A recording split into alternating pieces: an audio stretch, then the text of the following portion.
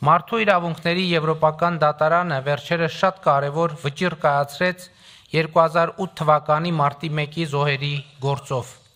արձանագրելով նրանց կյանքի իրավունքի խախտումը պետության կողմից, նրանց մահվան հանգամանքների վերաբերյալ քննության անարդյունավետ լինելը։ Վերջին տարիներին դատարանը կարևոր որոշումներ է կայացրել 2008 թվականի մարտի 1-ի հետևանքով անազատության դատապարտված քաղաքական գործիչների վերաբերյալ։ 2008 թվականի մարտի 1-ին ես ընդդիմության շարքերում էի, հետո ստիպված էի ընդհատակ անցնել, հետո կամավոր կերպով դուրս գալ ընդհատակից, որից հետո կալանավորվեցի եւ դատապարտվեցի 7 տարվա ազատազրկման։ Այդ ողջ ընթացքում ես ինքս անհամբերությամբ էի սպասում Եվրոպայի խորհրդի խորհրդարանական վեհաժողովից եւ մարդու իրավունքների Եվրոպական դատարանից եկող լուրերին։ ԵԽԽՎ-ում հնչող ելույթներն ու ընդունվող բանաձևերը մեզ Հայաստանում ժողովրդավարության համար պայքարողներիս հույս էին տալիս եւ ուժ։ Չեմ մոռանա այն օրը, երբ բանտում ինձ այցելեց Եվրոպայի խորհրդի մարդու իրավունքների գլխավոր հանձնակատարը։ Ի վերջո 2011 թվականին բանտից ազատ արձակվեցի հենց Եվրոպայի խորհրդի ԵԽԽՎ-ի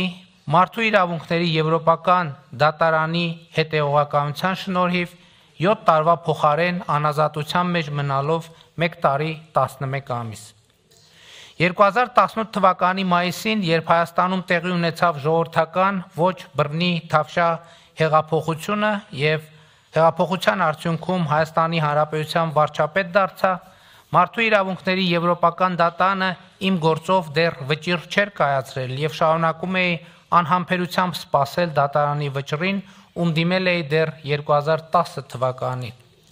Վարչապետի պաշտոնում ինձ համար մի այդ վճիռը ավելի մեծ կարևորություն ստացավ, որովհետև Միեդը, եթե որոշեր, որ 2009 թվականին Հայաստանում իմ դեմ կայացված դատավճիռը անարդար էր,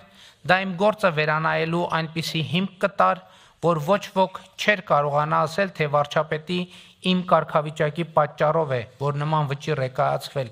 եւ արդարությունն ու արդարադատությունը կլինեին լեգիտիմ։ Եվ բարեբախտաբար այդպես էլ եղավ։ Միեդի վճիռը լիովին լեգիտիմ եւ անառարկելի դարձրեց իմ հետագա արդարացումը Հայաստանի դատարանում։ Այս նույն ձևով արդարացվեցին նաեւ Հայաստանի բազմաթիվ այլ նախկին քաղբանտարկյալներ։ Այս ամենը ասում եմ ոչ միայն կամ ոչ այնքան իմ շնորհակալությունը արտահայտելու, որքան ի ցույց դնելու համար, որ Եվրոպայի խորհուրդը եւ նրա կառույցները Հայաստանի պետական ինստիտուտների օրգանական շարունակությունն են։ Ես ու բազմաթիվ մարդիկ Եվրոպայի խորհուրդը եւ նրա ինստիտուտները օտարերկրյա կազմակերպություն չենք համարում։ Եվրոպայի խորհուրդը մեր կազմակերպությունն է, մեր ժողովրդավարության կարևորագույն ինստիտուտներից մեկը, որովհետև մենք նրա լիարժեք անդամն ենք։ Այդպիսին են նաև Եվրոպայի խորհրդի խորհրդարանական վեհաժողովը, մարդու իրավունքների Եվրոպական դատարանը, Վենետիկի հանձնաժողովը։ Մեր անդամակցությունը Եվրոպայի խորհրդին մեզ ավելի մեծ վստահություն է տալիս ժողովրդավարական բարեփոխումներ իրականացնելիս, որովհետև գիտենք, եթե սխալվենք, կա մեզ հարազատ մեր կազմակերպությունը, որը մեզ կհազանգի այդ մասին, կօգնի մեզ գտնել ճիշտ ուղղությունը ժողովրդավարության ցավոք գնալով ավելի դժվար դարձող ճանապարհին։ Եվրոպայի խորհուրդը մեր տունն է, որտեղ մենք հասցենք ստանում, որպես ժողովրդավարական պետություն։ Լինելով փոքր երկիր, մենք այստեղ մի մեծ, գեղեցիկ եւ լուսավոր ընտանիքի մաս ենք դառնում, որտեղ մարդը ամենակարևոր արժեքն է,